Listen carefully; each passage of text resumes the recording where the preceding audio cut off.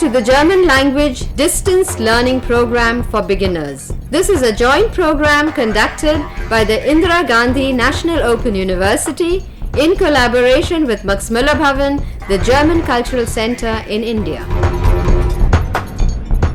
Herzlich willkommen zum Fernkurs Deutsch als Fremdsprache für Anfänger. Ein gemeinsames Programm zwischen der Indira Gandhi National Open University und dem Goethe-Institut Max Müller Bhavan, dem Deutschen Kulturzentrum in Indien.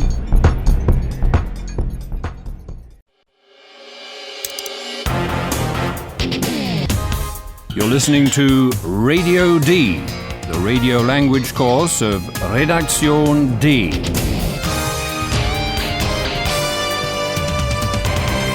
A joint project of the Goethe Institute and Deutsche Welle Radio.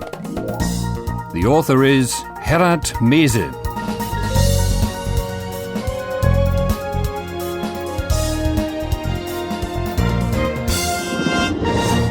Welcome to episode 16 of your German course with Radio D. Last time we were together, our reporters Paula and Philip met a father and son in the hurly-burly of Carnival, and they've spoken to the boy. He's dressed up as Icarus, but he doesn't know the story of this figure from Greek mythology. Let's hear him again. Sag mal, kennst du die Geschichte von Icarus? Nö, ist doch real. Hauptsache, ich kann fliegen. Well, if you know the Icarus story, you can probably guess that the man with the boy is impersonating his father, Daedalus, Daedalus. And Paula and Philip spoke to him as well. Hallo, liebe Hörerinnen und Hörer. Willkommen bei Radio D.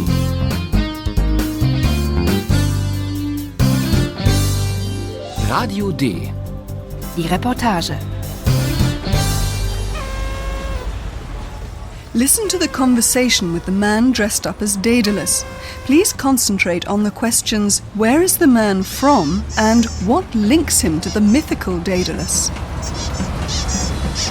Und dann sind Sie wohl Daedalus? Ja, ich bin der Vater vom Icarus. Daedalus und Icarus. Die Geschichte ist ja sehr traurig. Ja, das gibt's. Daedalus war im Exil.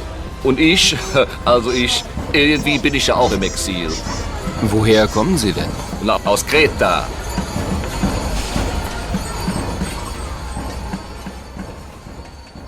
Did you catch the name of the Greek island Crete? Kreta? That's where the man comes from, or so he claims, and Daedalus was also from Crete. Woher kommen Sie denn? Na, aus Kreta. Daedalus was a highly skilled artisan in Athens. He had a very talented apprentice who invented the saw. According to legend, that made Daedalus so envious that he pushed the apprentice off the roof of a temple. Daedalus then fled into exile, exil, on Crete, and he lived far away from his home. And that's what links the carnival reveller with the figure of Daedalus. Daedalus war im Exil. Und irgendwie bin ich ja auch im Exil. You know, carnival's a time when it's hard to tell whether someone's serious or joking. So unfortunately, we're not going to find out whether the man really is from Crete.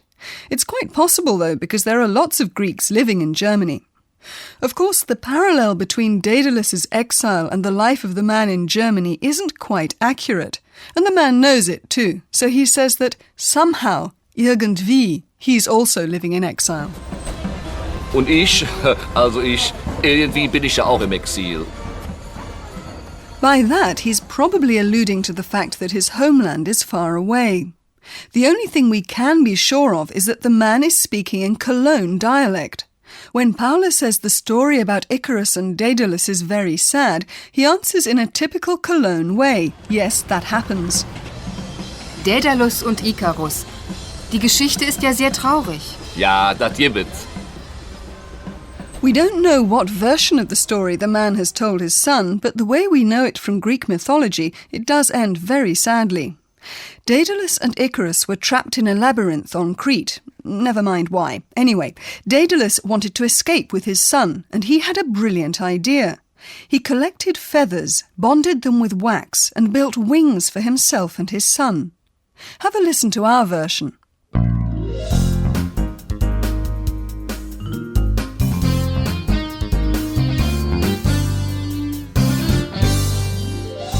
Radio D.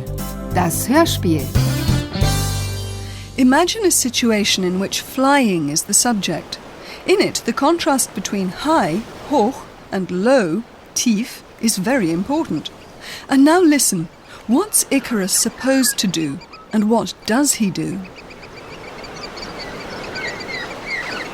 Was machst du da? Flügel, mein Sohn. Flügel. Fliegen wir weg? Ja, wir fliegen weg. Ich fliege zuerst, dann fliegst du. Aber pass auf. Flieg nicht zu hoch, flieg nicht zu tief. Hörst du?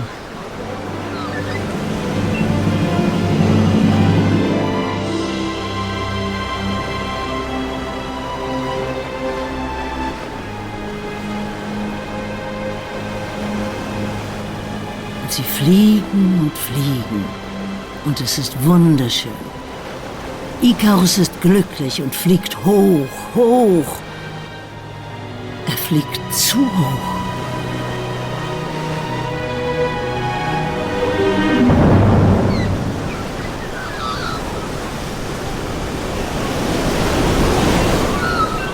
Lcarus, mein Sohn! Wo bist du? Lcarus!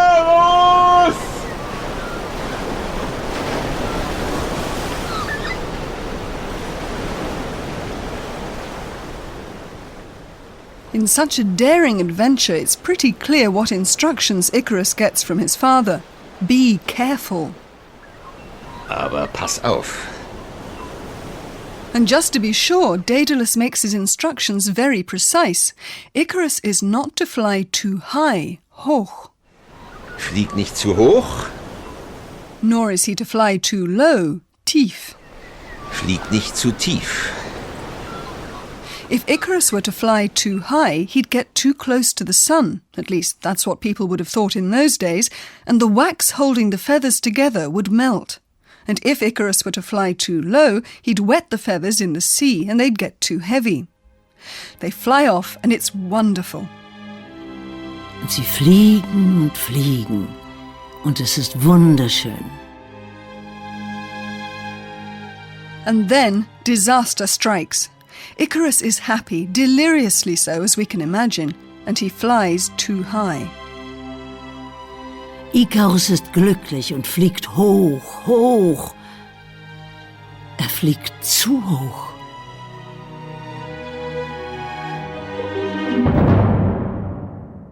Icarus plunges into the sea.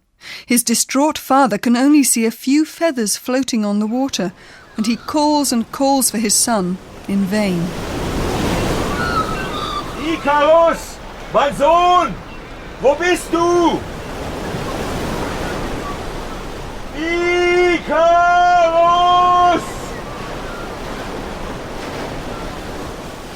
Yep, it's sad, isn't it? But let's get back to the here and now, where our professor awaits us. Und nun kommt unser Professor.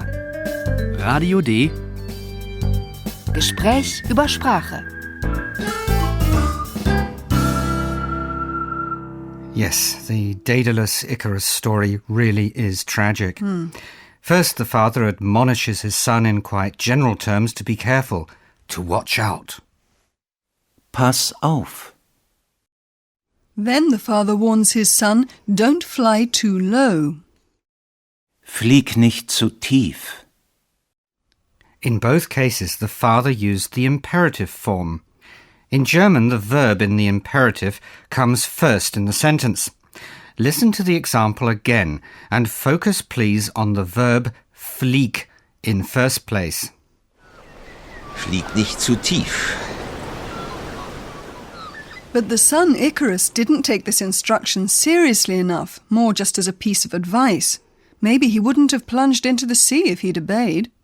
We all know that demands, even if they have the same form of the imperative, sound very different. In other words, the imperative can have various functions, depending on how it's intoned and on the context. Spoken neutrally, it's a piece of advice. Pass auf. Flieg nicht zu hoch. But the same demand can be a warning or even a threat. Pass auf. Right, but it can also be a request, a plea. Entschuldige bitte. Na klar. Entschuldige bitte, Lcarus. And it can also be just a friendly way of opening a conversation. Sag mal. Sag mal, kennst du die Geschichte von Lcarus?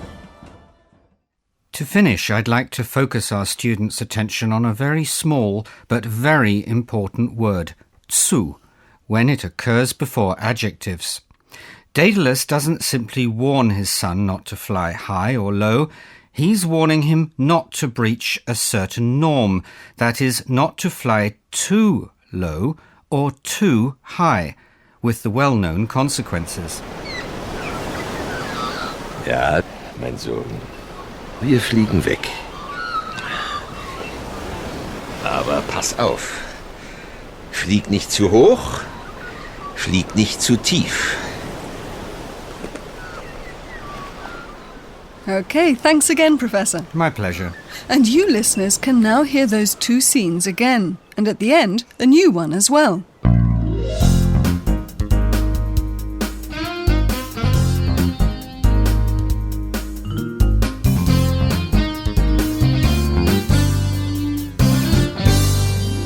Listen to what links the man dressed up as Daedalus with the Daedalus of Greek mythology.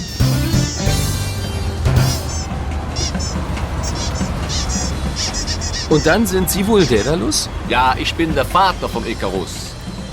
Daedalus und Lcarus. Die Geschichte ist ja sehr traurig. Ja, das gibt's. Daedalus war im Exil. Und irgendwie bin ich ja auch im Exil, quasi. Woher kommen Sie denn? Na, aus Kreta.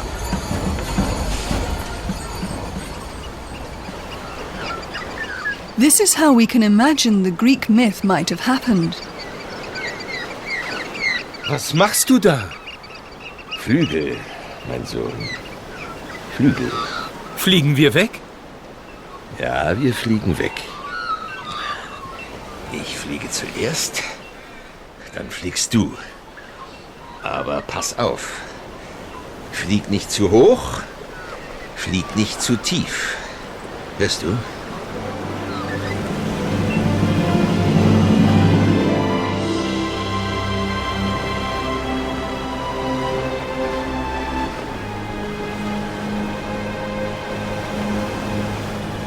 Sie fliegen und fliegen. Und es ist wunderschön. Lcarus ist glücklich und fliegt hoch, hoch. Er fliegt zu hoch.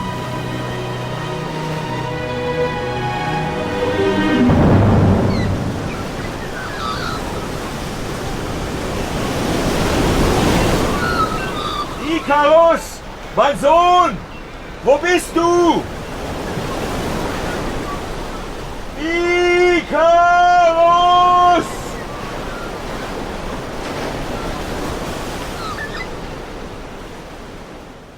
It's not only people on the streets celebrating Carnival. In the radio newsroom too, Eulalia, Kompu and Josefina are celebrating. Heute ist Karneval. Kompu, Musik. Aber Logo sofort. Ja, wenn hinterfliegen, fliegen, fliegen, fliegen, hinterfliegen, fliegen her. Seht mal, ich habe Flügel. Ist das nicht super? Ich fliege, ich fliege. Ah!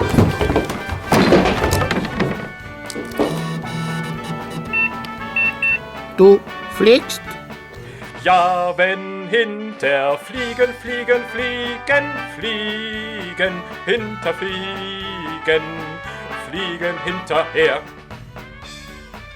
Nur ich fliege wirklich. And with that, we have to move on and leave the carnival behind us. Goodbye. Liebe Hörerinnen und Hörer,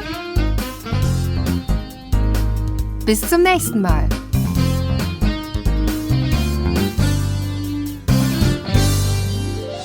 You've been listening to Radio D, a German course of the Goethe Institute and Deutsche Welle Radio. Besten Dank, dass Sie unseren Deutschkurs für Anfänger eingeschaltet haben. Detaillierte Informationen über den Kurs bekommen Sie im Studienzentrum, Regionalzentrum und im Max-Müller-Bhavan. Thank you for tuning in to our German language program for beginners. Detailed information regarding this program is available at your study center, regional center and at the Max-Müller-Bhavan.